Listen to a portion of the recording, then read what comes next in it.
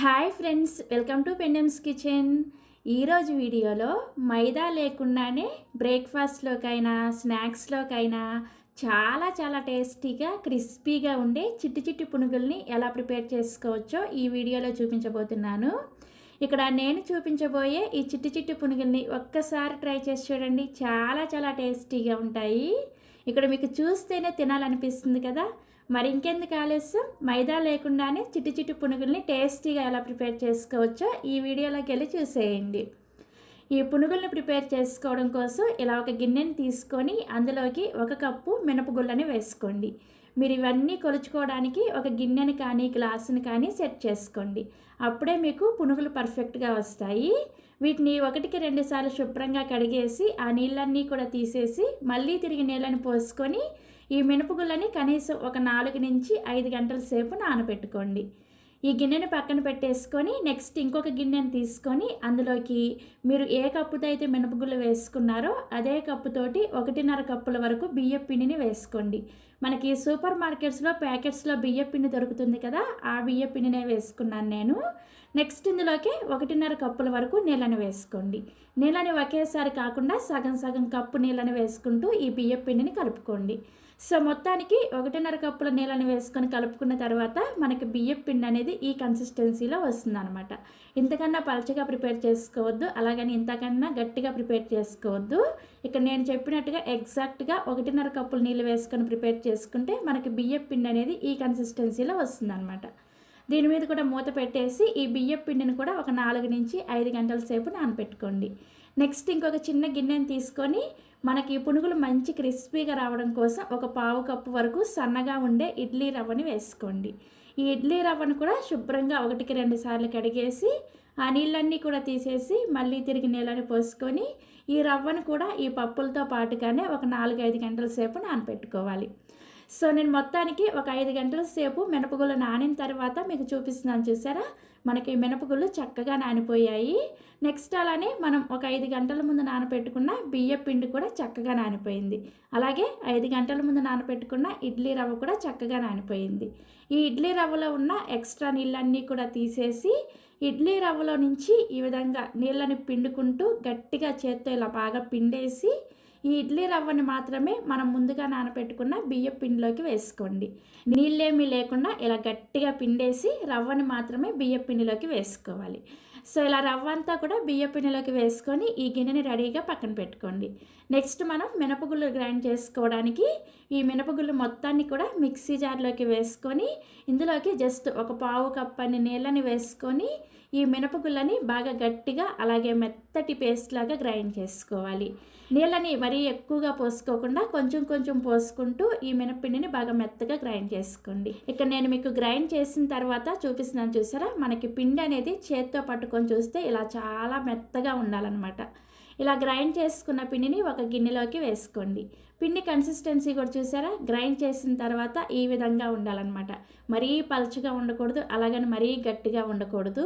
ఇక్కడ మీకు వీడియోలో కనిపిస్తుంది కదా, ఈ కన్సిస్టెన్సీలో పిండిని రెడీ చేసుకోవాలి. నెక్స్ట్ ఇందులోకి బియ్యం పిండి ఇడ్లీ రవ్వ మిశ్రమాన్ని కూడా వేసుకొని ఇందులోకి పునుగులు మంచి టేస్టీగా రావడం కోసం 1 టేబుల్ స్పూన్ దాకా కొద్దిగా పులిసిన పెరుగుని వేసుకోండి. నెక్స్ట్ ఇందులోనే మీ రుచికి సరిపడా ఉప్పుని, అలాగే 1 టీ స్పూన్ దాకా జీలకర్ర, జస్ట్ ఒక్క చిటికెడంతా వంట సోడాని వేసుకోండి.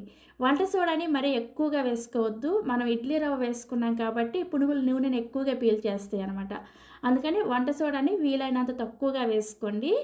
మీరు గ్రైండర్లో కనుక ఈ మినప్పిండి గ్రైండ్ చేసుకున్నారంటే అసలు వంట సోడా వేసుకోవాల్సిన అవసరం కూడా ఉండదు.